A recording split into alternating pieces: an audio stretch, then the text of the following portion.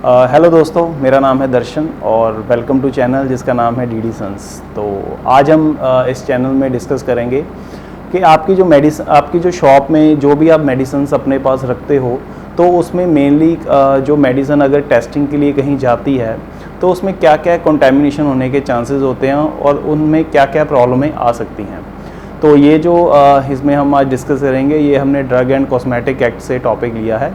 तो इसके लिए आज हम डिस्कस करेंगे कि ड्रग्स में क्या क्या प्रॉब्लमें आ सकती हैं जो भी आप सेल परचेज़ करते हो। अगर आपकी शॉप में कोई भी इंस्पेक्शन होती है या किसी भी चीज़ का सैंपल लिया जाता है तो उसमें क्या क्या प्रॉब्लम आने के चांस होते हैं। तो इसको हम मेनली 3 कैटेगरी में डिवाइड करेंगे। तो सबसे पहले इसमें आता है स्पूरियस ड्रग, तो उसके लिए हम फर्दर डिस्कस करेंगे कि वो क्या होती है। सबसे पहले है स्पूरियस ड्रग, फिर दूसरे नंबर पे आती है आपकी अडल्ट्रेटेड ड्रग, फिर तीसरे नंबर पे आती है आपकी मिस ब्रांडिंग ड्रग्स। तो ये 3 कैटेगरी होती हैं जो आपकी जो ड्रग्स होती हैं जिसमें प्रॉब्लम हो सकती है। तो इसके बारे में अभी हम डिस्कस करते हैं कि ये क्या क्या होती हैं। तो सबसे पहले इसमें हम डिस्कस करते हैं स्पूरियस ड्रग। तो जैसे कि इसका नाम मेंशन हुआ है स्पूरियस ड्रग, इसका मतलब होता है कि मान लो आपने कोई भी मेडिसिन बनाई है तो उसमें जो भी लेबल के ऊपर या जो मेडिसिन होनी चाहिए उसके अलावा भी और सब्सटेंस कोई डाला हुआ है उससे मिलता जुलता, तो उसको हम स्पूरियस में काउंट करते हैं कि जो मान लीजिए उसमें जो साल्ट डलना था उसकी बजाय आपने कोई और साल्ट उसमें डाल दिया, तो उसको हम स्पूरियस कैटेगरी में करते हैं। अगर मान लो उसके ऊपर कुछ लिखा हुआ है कि ये दवाई इस मैन्युफैक्चर से बनी हुई है लेकिन वो उसकी ना हो, या आपने कोई डुप्लीकेट नाम डाला हो, या वो दवाई के अंदर कुछ ऐसे हार्मफुल सब्सटेंस हैं जिसको ऐड होने से पेशेंट को प्रॉब्लम हो सकती है, तो उसको हम स्पूरियस कैटेगरी में काउंट करते हैं। तो ये आ गई स्पूरियस मेडिसिन। तो इसके बाद नेक्स्ट कैटेगरी आएगी आपकी अडल्ट्रेटेड ड्रग। तो अडल्ट्रेटेड ड्रग में क्या होता है कि मान लो आपने कोई भी मेडिसिन्स आपने बनाई, तो वो केमिस्ट के पास चली गई, तो केमिस्ट से जब सैंपल लिया गया वो टेस्टिंग के बाद ये रिपोर्ट आई कि ये ड्रग अडल्ट्रेटेड है।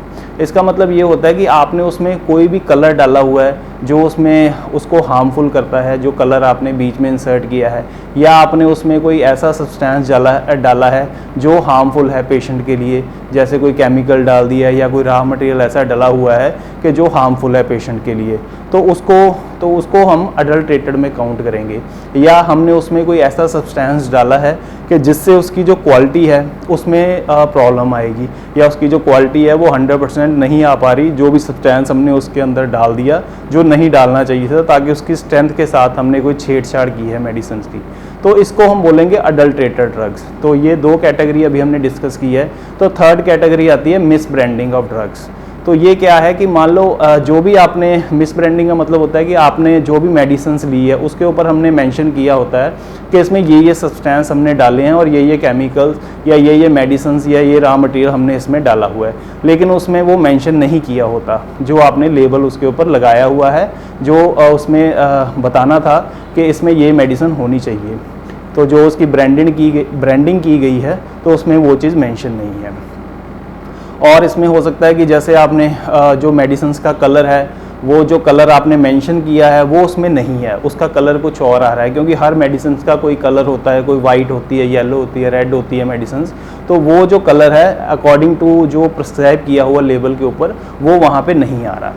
तो थर्ड इसमें आता है कि जो भी आप वो मेडिसिन के ऊपर क्लेम कर रहे हो कि ये मेडिसिन इस चीज़ के लिए इफ़ेक्टिव है, लेकिन वो उस चीज़ के लिए इफ़ेक्टिव ना हो, या आपने कोई उसमें प्रमोशन ऐसे की हुई है ये चीज़ इस चीज़ के लिए इफ़ेक्टिव है, या ये मेडिसिन इसमें यूज़फुल है लेकिन वो फेक हो आपकी, तो उसको हम सभी को काउंट करेंगे मिस ब्रांडिंग में।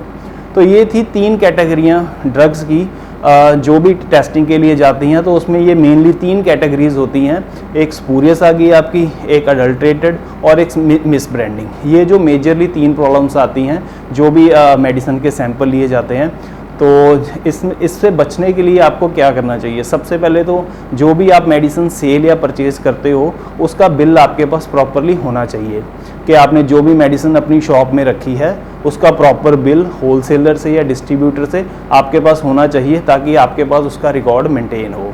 सेकंड है कि जो भी आप मेडिसिन लेते हो या रखते हो अपनी शॉप में, उसको प्रॉपरली टेम्परेचर के अंडर रखें जो प्रिस्क्राइब है। जैसे 25 डिग्री तक आप मेडिसिन रख सकते हैं और वैक्सीन का 2 से लेके 8 डिग्री तक का टेम्परेचर मेंटेन करना होता है। तो मेक श्योर कि जहाँ भी आपने अपनी ये मेडिसिन रखी हुई है तो उसका टेम्परेचर प्रॉपरली मेंटेन हो।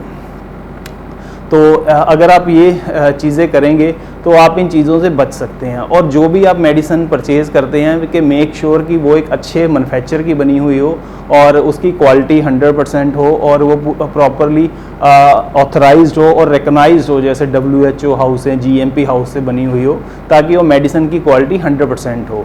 अगर आप ये चीज़ें फॉलो करते हैं तो आपको इन फ्यूचर भी प्रॉब्लम आने के चांसेस कम हो जाते हैं। तो आप ये आज हमने डिस्कस किया कि मेडिसिन में क्या क्या प्रॉब्लम्स आती हैं जो भी सैम्पलिंग के लिए जाती हैं।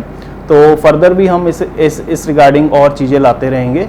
आप हमारे चैनल को देखते रहिए और सब्सक्राइब कीजिए ताकि हम और अच्छा मटेरियल इसमें बना सकें। Thank you for watching. Thank you so much.